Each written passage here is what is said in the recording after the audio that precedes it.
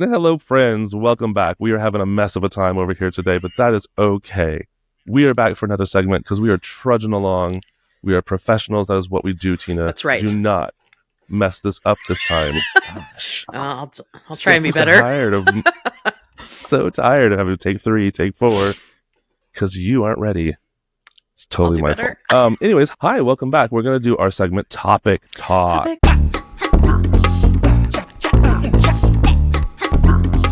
Today's conversation is going to be a very specific topic, dear and near to both of us, but it's a big topic within our community and the world, for God's sake. The world is talking about it. Absolutely. It is gay guys and their gals, right? Yeah. There is this idea that gay men and straight women make the best friends, the best friend couples. And we're here to talk about that today. That is our situation. I don't know if that's why we're best friends, but that is our situation. I am a gay man. Surprise. Tina is a straight male. Wow. Surprise. I know I have a deep voice, but damn.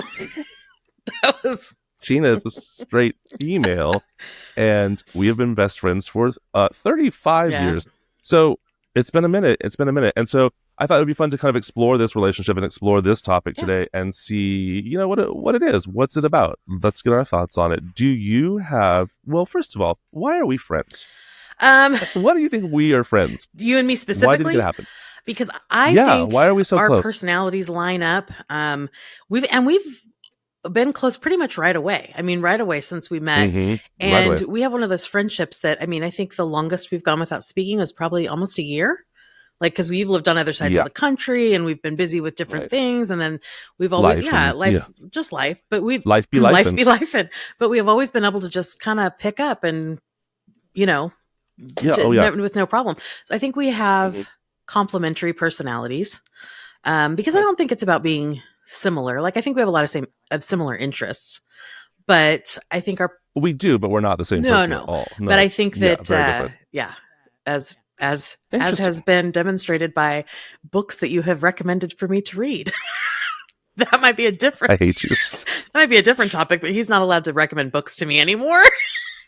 Tina doesn't like good reading. Okay. We're getting off topic. But anyway, so I just think that we've always gotten along really well. I think that we have always communicated very well. I think we have complementary personalities. There's things that you're good at that I'm not, and probably vice versa. And so I just, I don't know. I just really like you. So. Oh, that's nice. I like you too. Like I said before, I think we talked about this when we met in drama club. You were just this first person that was like this energy of acceptance and easy and comfort. And I wasn't out at the time, right? I was still confused. I wasn't really confused. I knew exactly what was happening. I just wasn't out at the time. And so, and I was in a new school and this and that, and you were very friendly and warm. And then we did just click. I don't know why we did. We really just clicked. And I think you're right. We have complementary personalities, but we're different enough to find each other interesting, right? We don't get annoyed because we're the same person.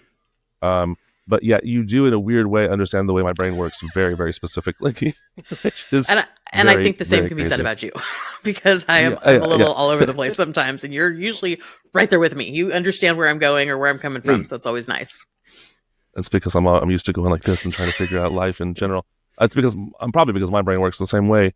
But there's a lot of talk. There's not a lot of talk. There have been studies and things, conversations about this relationship. Our generation, Gen X, really celebrated that relationship in pop culture. If you remember my best friend's wedding with Julia Roberts and My So-Called Life with that television series that lasted for a season. There was that relationship on there. And then, of course, Will and Grace, right? Will and Grace came along, and there has been a tradition of this relationship within our community, but there's also, it was called a different thing at one point. And we all know the words. I'm not offended by them, but I don't like saying the words because I find it offensive for the friend, for the woman. Is it the one that has hag in it? That's correct. Okay. That's just want to make sure we're on the same page. The first word doesn't bother me as a queer man. I've reclaimed that word. I don't use it. I don't like it, particularly because it was hurled at me too many times as a child and as a teenager. But I am not offended when I hear a queer person use that word to describe something in their life. It is still a no word for heterosexuals. I'm sorry, it just is. So, but what always offended me about that term was the hag at the end of it. And you're so much more than a hag, which is Aw. a ridiculous term. I think the best I could do, really. You're just so much more than a hag. That's good. Yeah. I have two very close female friends in my life. You are by far the oldest, the silent generation member that you are. You are damn so much older. No, Patty's actually older than us. But you're my longest held friend, and Patty is right there behind you. And never have I ever even come close to having a relationship with a male friend that has lasted this long, or been this close, or been this intimate, or whatever. And there's a lot of interesting thought on why that is. And I found an article I'd like to share with you, if you don't mind, a little bit of it. So this article was basically saying that it boils down to, despite being, quote, this is from Scientific American, despite being sexually attracted to the same gender, i.e. men, gay men and straight women are neither potential romantic partners nor mating competition for each other. Right. They are thus uniquely positioned to provide one another with mating-relevant advice and support that is not tainted with ulterior motives born from intrasexual rivalry or competition. Yeah. What? I know. Well, I've never. Right. So before you started, I've been listening to you, but I've been kind of digesting a little bit and thinking, like, why are we friends? And I don't think the fact that, before you read that to me, I didn't think the fact that you were gay and I was straight had anything to do with it, but it might play some of it, because like you were saying, there's no competition between us, right? We are attracted to the same sex, but there's, I'm not trying to hit on men who are who are only interested in men, right? Right. And you're not trying to hit on straight men. So, right. I don't know. That's crazy. Not today. Just kidding. That's just kidding. I've never understood that. We'll talk about that another time. I don't hit on straight men. But see, I wasn't even gay. I wasn't officially out when I met you, right? So how does that play? Well, of course, the vibes were there. I think you probably on subconscious level knew that I was probably safe and there was no ulterior motives. And this study went on to talk about the experiments they did. So either this study or the other talked about the experiments they did to kind of come up with this information. And they took a group of 80 undergraduate women and gave them the following scenario, which basically said, you're going to a party and your roommate, who you're going with, gets sick and last minute and can't go, but they recommend you go with someone else, this neighbor, who's age appropriate. And this neighbor is either A, B, or C, a gay man, a straight man, or a straight woman. And all three of them are named Jordan. And so they create these fake Facebook profiles. The man is the same picture in both. So there's no just like, oh, he was hotter than the other, that's why I got chosen. It was all pretty good neutral. They tried to take all of the variables out as much as they could. Right. Correct. Yeah, exactly. And overwhelmingly, they would ask questions like, do you trust his advice when it comes to this? Would you trust this person's advice when it comes to this? Would you trust yourself in this situation with this person? All these kind of questions. And the woman who got the gay Jordan, the gay man, overwhelmingly and very highly marked safety, security, trustworthiness, all these other things over both the straight man, which I understood completely, but the straight woman too, which I was like, really? Yeah, that makes sense. Then that piece of that right there said competition, and I was like, oh, of course. Yeah. There's much like there will always be a sexual underlying something between straight men and straight women. I think with women in general, straight women, there might always be a conflict if the potential for competition is never resolved, I guess, right? I mean, I don't know. It's not just the competition for men. So if you have two single women friends, it's not that I don't think that women can be friends on a deep level, because I believe that they truly can. But I do believe you're right, that there can be problems when maybe both of them are interested in the same man, or also in other ways, job related stuff, successful related stuff. And I think that society, maybe the patriarchy, whatever you want to call it, has kind of engineered it so that women are naturally competitive with each other.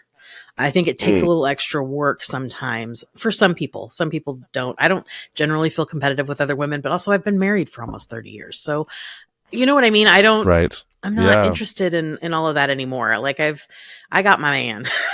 He's taking a nap right now, like an old grandpa. Like you should. Yeah. Like you should. You actually, but I mean, to be fair, you didn't go through that Sex in the City style, that Sex in the City life, true. Right? In your 20s with women out in the clubs looking for the man and all that. You married your husband and in your early 20s, right? How old were you? 24. I was 24 when I got. Do I remember? No, it was so old. 24. That's actually that's not too young. That's very good. That's a very perfect age to get married. I think so. Anyways, I thought so too, because you also did it right because you didn't have kids right away, which was we the smart waited choice. for a long time. Yeah. But so I wonder if it would be a little bit different for women who are out there dating in the dating pool. If you're single in your 30s, is it harder to have a relationship with a single woman also in her 30s who might be in the same competition pool? I mean, I just can see. I'm sure that there are relationships. I'm sure there are people that are gonna listen to this and go, "That's BS. I have friends." That's you know what I mean? Yeah, and I totally. And I'm not saying that it can't happen. I'm just saying I understand the competitiveness between women, especially, sometimes you'll have, if two women want the same things in life, maybe they want to get married, they want to have a family. I think they're higher probably for competition than if you have one that's like, I'm never getting married, I'm never having kids. And then the other one's like, oh, I want to get me whatever. But I honestly think when you were talking about how they rated high for security and all of that stuff, I think women truly want to be able to be friends with men, but they can't be because, not they can't be, but you know what I mean? Like it's difficult because there is that underlying, one of the two of them is going to want to maybe develop feelings for the other one. And that does make it hard. And I've had lots of fun with, you're my best friend, but I've had other gay male friends, and it's just always so comfortable, and you can have fun, and you don't have to worry about, if you're drinking and somebody's going to take advantage of you, or, you know what I mean? And Right. so you can just kind of be yourself and enjoy yourself and not have to worry as much as if you're in a mixed group. I mean, sometimes, we all have different experiences perceiving reality, right? And as a queer man, you're not going to understand what I'm going through. But as a woman, I will never understand what you're going through. I can't imagine the just the constant, be careful, be careful, be careful, be careful, be careful all the time. I mean, I get it. The man is something to very much be careful of. But what that just must put you under, like, it's incredible. I can't imagine living like that all the time. I certainly have experienced degrees of it, but not to the extent that women have. And I think it's kind of a sad commentary, but I don't think about it anymore. Sure. But it's funny because you're just so used to it. Jack and I will be somewhere at night, like we'll be walking to the car or whatever, and I'm very aware of my surroundings. And I remember one time we had stopped by the car and we were talking, and we were facing each other, and there was a man coming towards us. It was kind of the parking lot was kind of deserted. I mean, it was just him and I, and then I think there was a couple other cars around, but we were standing there talking, and this guy's walking, and I stepped so I could look over his shoulder and see this guy. Right. Because I don't know who this man is. I don't know what's going to happen. Right. And I remember him asking me, he's like, what are you doing? I said, I'm trying to keep an eye on this person that's walking towards us. And the guy ended up, no big deal. He kept walking. He walked right past us. And he was like, what are you so worked up about? And I'm like, a strange man is in an area and it's dark. And he goes, I'm here. And I'm like, yeah, but what if he has a gun? Like it's about constantly being aware of your surroundings and about constantly trying not to make eye contact with strange men, because there's this whole thing where guys will only be nice. And I read this somewhere, and I don't know if it was a study or what, but that straight men will be nice to people they're attracted to, and women will be nice to everyone. And so when a woman is nice to a man, the man assumes, oh, it's because she wants me. And so you have to walk that line where you can't be mean or rude, because that's a whole other thing. You don't know who's going to hurt you. And you can't be too nice either. No, because then on the flip side, I hear stories about women who say, well, I didn't want to be rude, so I went and talked to him, or I went on a date with him because he, or whatever. And well, you know what, ladies, be rude. No, absolutely. Be rude. Jeez, yes. Louise, that's so scary. That's just so scary. I will tell you this, though, that I understand the gay man in me didn't quite recognize that until one day I was in Manhattan in a subway tunnel. And I've always very much been aware of the fact that I'm 6'3" and I'm a very big guy. And when I'm walking down the street late at night in Manhattan, if a woman turned the corner and was on my side of the street, I would very often cross to the other side of the street just so that she wouldn't feel uncomfortable. Same idea on a subway train. I wouldn't want to sit next to a strange woman who was sitting by herself. I would walk to the other end of the car. Bless you for that. I'm sure you've made many women feel comfortable because you were conscious of that. Well, thank you. I mean, it's just something that's like, I also then don't want to sit there being like, looked at the whole time, like, what are you going to do? And I'm like, everyone's grips her purse and pulls it in. Right. Again, don't blame her. Don't blame her at all. But so to reassure this is what I do. Well, one day I was walking down the platform and this woman was coming towards me. I mean, she didn't do or say anything, but what caught my attention was her sweater. It was the ugliest sweater I had ever seen in my entire life. It had these huge plastic buttons all over it that seemed to have an intention, but I couldn't figure out what they were for or why they were supposedly a pattern or what. And I mean, they were just weird and all over. And I'm walking up, literally walking towards her, looking down at her sweater with a look, and I can't stop looking at her sweater. And I finally bring my eyes up to her face, and she is killing me with her eyes. She is shooting me daggers. She's giving me the most vicious, disgusted face as she walks past me. And I go, oh my God. Because I suddenly realized it looked like You're checking her out. I was staring at her chest the whole time and just ogling her and looking and da-da-da-da-da. And the minute I realized that, I was like, I can't get mad. I can't get mad because she thought that, you know, I am a strange man to her. She doesn't know me. You know, there's a very funny TikTok video where a guy he's filming himself and he encounters a woman walking down the building. And he goes, I like your outfit. And she goes, thanks. And he goes, no, girl, I like your outfit. You look really cute. Turns it all gay. And she's like, oh, thanks. You know, it's like, you're good. Yeah, because, you know. Turned on the gay. And the woman was like, oh, okay, great. Absolutely. And I'm sure there are, you know, there's downsides too, right? Like if you ever had where you had like a woman hit on you and you had to be like, no, I'm not interested. I mean, I'm sure you have. You're a pretty good looking guy. So it's not, you know. Well, thank you. I mean, everyone hits on me all the time. What are you talking about? No. Beating them off with a stick. If people only knew how funny that was, because I am such not that person, but I pretend to be all the time. And as a side note, you're not very approachable. And I know you take that as a compliment. I know you do. But you, when you're just existing, like you said, you're 6'3", and you have this look on your face, like you're like mean mugging. Yeah, you know what I mean. Yeah. So you're not. You don't give off the big old teddy bear vibe. No, and I wasn't about to start, so that's why I would walk across the street from the woman or go around the corner or just like, you know. But anyways, I did have an experience like that once. I've had, you know, girls love to flirt and hit on and kiss and dance with the gay guys. And it's safe again, all the time. Yeah. And in your 20s, everyone's doing it. The amount of women I've made out with on the dance floor, in a drunken room, in a party, you know, like just whatever. So I've had those experiences, but then I had a friend who was very close to me for a couple of years, and she basically cornered me one night. But she socially cornered me in my own home where she was staying for the time, and was like, hi, and then let's talk about this, and just kind of confessed these love feelings for me, but like wouldn't just tell me. She made me pull it out of her, and anyways, it was incredibly awkward.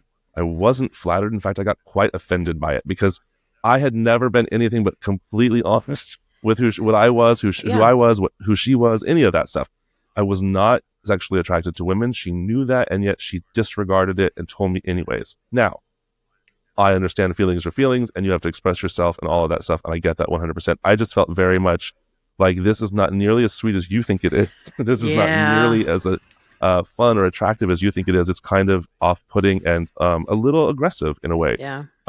It was like she was saying, I know who you are, but disregard everything for me. Yeah.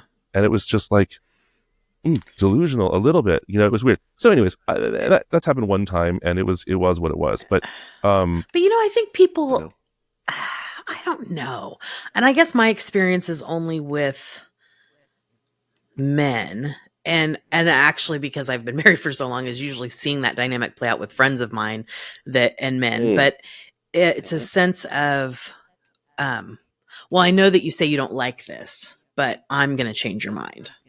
I know that you wouldn't normally do this, but if I can get you to do it for me, that's just going to prove how special I am. Right. Yep. And so I think 100%. I think that whether that was a conscious thing for her or not, how exciting would that have been? She had all these feelings for you. And if you would, and I bet in her head, you know, like you said, it wasn't as cute as she thought it was, because she's thinking that at least at some point it played out like you were going to say, you know, normally, but I like you so much, let's give it a shot. Something, you know what I mean? Yeah. A romance would ensue. Right.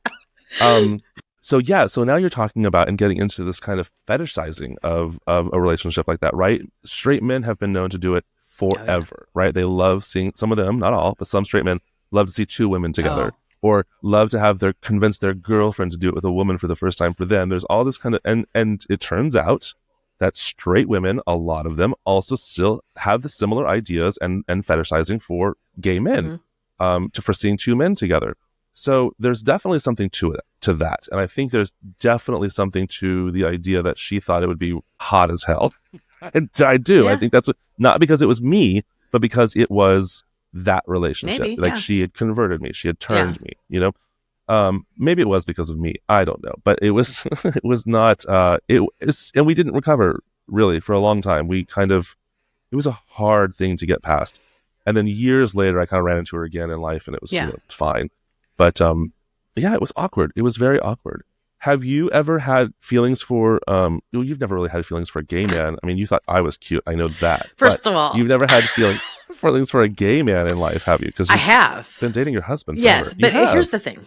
And I think then this kind of goes back to the feelings of being safe and of being treated more like an equal. Because I think part of what the relationship between a gay man and a straight woman is that it's more of an equal footing, right? Whereas sometimes straight men want to be the one that's, you know, they're the alpha male or they're the one in charge or whatever. And some women are into that. And in certain situations, I am also into that, but not all of them. Of course. Hello. But anyway, so, you know, so I think there was lots of people that, like, looking back, that I had crushes on, like, in high school, and you were one of them. I had a crush on you in high school, and we talked about this before too. And I could name like 4 others, and it turned, and then later on you find out all these guys were gay, and I'm like, what is it with me? But that's what it was. It was that comfortable friendship. It was that, you know, because I think when you're looking for a partner, you're looking for someone that you want to be with. It's not just personality, right? But it's like an overall how they make you feel. And so not only did all of these people have, you know, great personalities and we got along as friends really well, but I didn't feel talked down to. I felt like we were equals. I felt like, you know, my opinion mattered to them, all of the things that you kind of look for. Right. And so I did. I have never, I can honestly say I've never known somebody was not into women and then like, hey, you know, no, I've never done that. But it doesn't stop me from, you know, being like, that guy's super hot. And then someone will go, well, he's gay. Well, I don't care. I'm never going to meet him. You know, actors and stuff like that. I'm like, well, it's not like I have a shot anyway. That's not the point. The point is he's hot. Yeah, I can still look and appreciate, and it's fine. Agreed. Agreed. People can be beautiful. It's fun to look at beautiful things. Exactly. Absolutely. Well, this is a really cool topic. I'm glad we talked about it. It's part of us. It is what we are. You know, it's part of it. But it also isn't a defining aspect of our relationship either. I think we kind of got way past that early on, because I think at some point that only takes you so far, and then you either have to develop the friendship to last or it fades away, right? So ours lasted 35 years, going strong. That's right. We'll see how we end up at the end of this podcast these days. I think I'll probably still love you. I don't know. It's like I can't get rid of you at this point. Too ingrained. I can. Watch this. Bye. Mean. Just shut you down. All right, well, let's wrap this up, because who wants to listen to us anymore talk about this topic? We are fun. If you have any comments or thoughts about this topic, let us know in the comments below. Absolutely. And you know, if you have disagreements about it, you can share them. I don't really care to hear them. No, I'm just kidding. You can share them, and we can talk about it. Maybe something we missed or something that we didn't think about. I'm sure that this is very nuanced, and everybody's relationship with another person is different, you know. So please, you know, share your thoughts. If there's anything that we missed, maybe something we didn't consider, love to hear about it. And tell us about your experience. If you have a best gay friend, a best gal, or what have you. We will see you again on the next topic. Bye.